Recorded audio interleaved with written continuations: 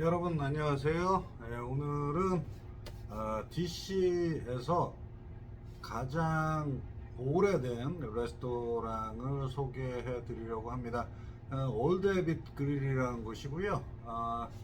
위치는 백악관에서 얼마 걸어 도보로 한 2, 3분 정도? 2, 3분 정도 거리에 있습니다. 그래서 문을 연 지는 1856년에 문을 열었고요. 처음에 열 때는 이제 살롱이라고 불렀어요. 한국에서는 이게 뭐 헤어살롱이나 뷰티살롱처럼 여성들이 주로 모이는 이런 곳으로 생각을 하지만, 그때 당시에는 이제 주로 남성들이, 사회생활하는 남성들이 모이는 곳이었고, 그 다음에 음식이나 아니면 술, 그리고 1930년대는 뭐 다 같이 모여서 시가를 피우는 뭐 그런 장소로, 남성들의 주로 사교적인 모임이나 사교 클럽의 의미로서의 살롱이라는 의미가 좀 강합니다. 그래서 1856년 문을 열고 나서는 사실상 그런 역할을 좀 했었고, 지금 현재로서는 뭐 미국 DC에서 가장 오래된 레스토랑이기 때문에 그다음 어떤 관광 명소로서 이렇게 뭐라 그럴까요? 옛날처럼 정치나 사회적인 인사들이 모여서 이제 친교 사교적인 그런 모임을 갖는, 정치적인 색이 있는 그런 모임을 갖는 그런 장소라기보다는 뭐 이제 같이 여러 관광객들이 많이 와서 이제 식사를 하는 그런 장소가 됐습니다. 그래서 저희 회사에서도 뭐 꽤 의미 있고 중요한 그런 레스토랑이 되겠고 거래처가 되겠는데, 이 집은 전체적으로 이제 시푸드가 유명합니다. 이제 생굴을 비롯해서 이제 바닷가재, 뭐 버터 발라서 바닷가재 구이라든가 이런 것들이 굉장히 유명하긴 한데, 한국에서 드시는 그 생굴, 그 자연산 석화의 맛을 생각하시면 조금 다를 거예요. 그래서 같이 먹었던 한국에서는 뭐 초고추장이라는 걸 먹고 여러 가지 굴요리도 해서 먹습니다만은, 여기서는 뭐 주로 레몬 뿌려서 그래서 먹는 정도.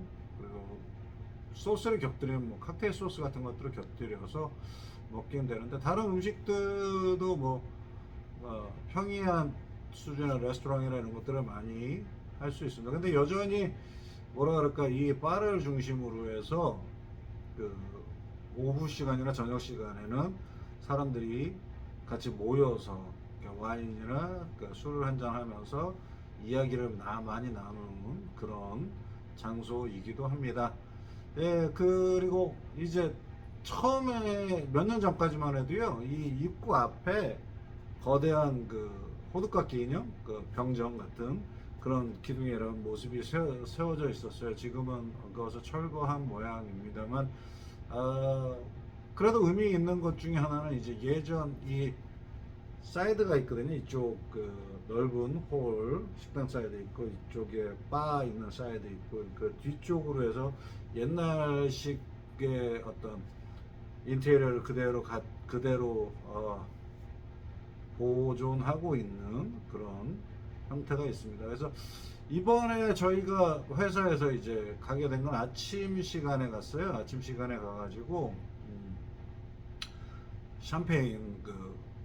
샴페인이라고 하기는 할 수는 없고, 이제 스파클링이라고 할 수 있죠. 미국에서 생산된, 프랑스에서 생산된 게 아니니까.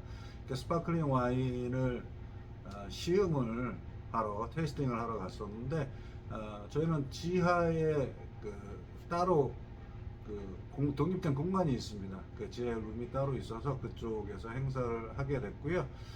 이날 테이스팅을 한 스파클링 와인은 로더러 에스테이트라고 합니다.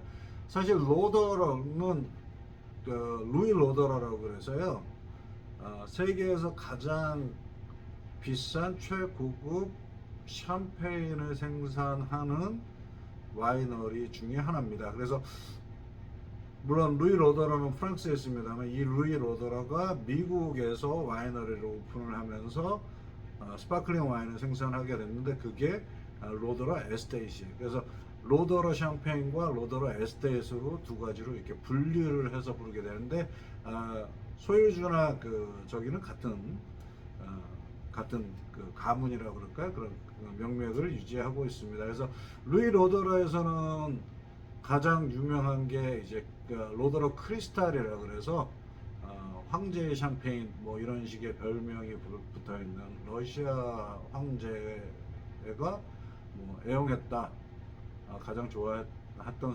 샴페인이다, 이런 이야기가 있고 상당히 비쌉니다.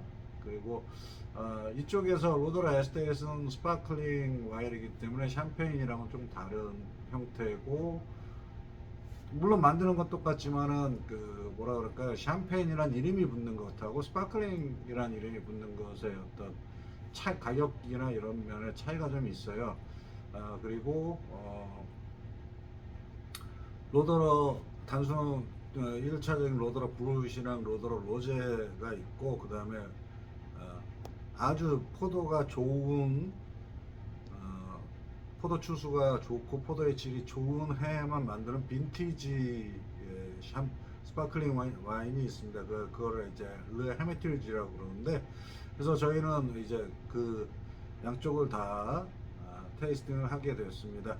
사실 이 로더러 에스테이시 좀 의미가 좀 있는 것 중에 하나는, 마크롱 프랑스 대통령이 방문을 했을 때 바이든 대통령과 그 백악관 만찬을 했었거든요. 그 백악관 만찬 시에 서빙되었던 샴페인이 로더러 에스테이트입니다.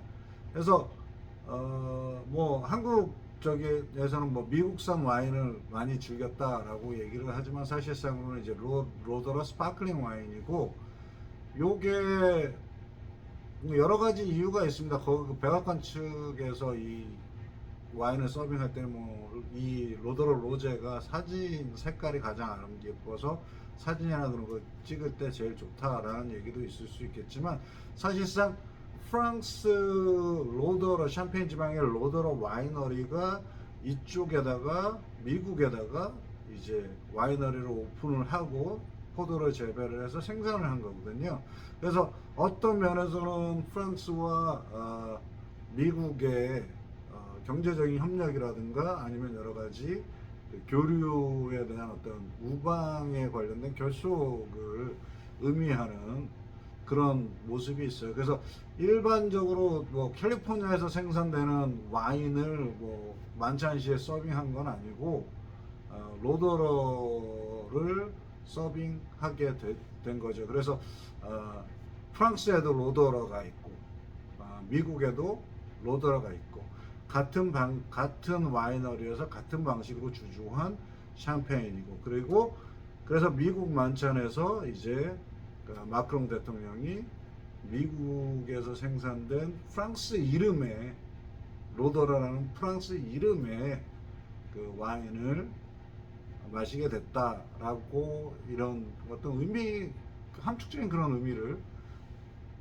뭐 부여를 하자고 한다면요, 뭐 그런 의미를 집어넣는 그런 경우도, 그런 일이 있었습니다. 그래서 로더러 붓은, 로더러 스파클링 와인은 상당히 괜찮아요. 그리고 뭐랄까, 헤미틸지 같은 경우는 확실히 좋은 포도 생산이 된 양질의 포도만을 선별해서 만들었기 때문에, 그 포도 농사가 안 좋은 해에는 이 빈티지 르 헤미티지 빈티지 와인은 만들지는 않습니다. 그래서 꽤 괜찮은 와인이 됐는데, 사실상으로는 스파클링 와인으로 치고는 상당히 가격이 좀 비쌉니다. 그래서 유명한 샴페인 와이너리가 아닌 샴페인 지방에서 생산된 샴페인, 프랑스 샴페인 가격을 소비자 가격 넘어서는 경우가 좀 있어서, 사실상으로는 스파클링 와인으로 계산을 한다고 하면